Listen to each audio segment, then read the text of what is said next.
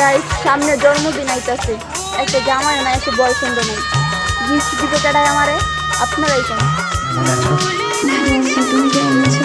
আমিও ভালো আছি, আর তুমি আমার পাশে থাকলে আমি সবসময় ভালো থাকি।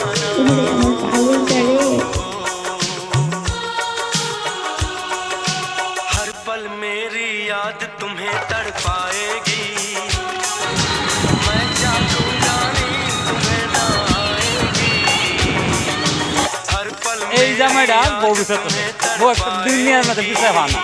এই ধরুন ফাঁকাটা, এই ফাঁকাটা লিখে দেওয়া হইব তারে, যে বিয়া বইব এই মানুষটার কাছে তারে এই ফাঁকাটা লিখে দেওয়া হইব।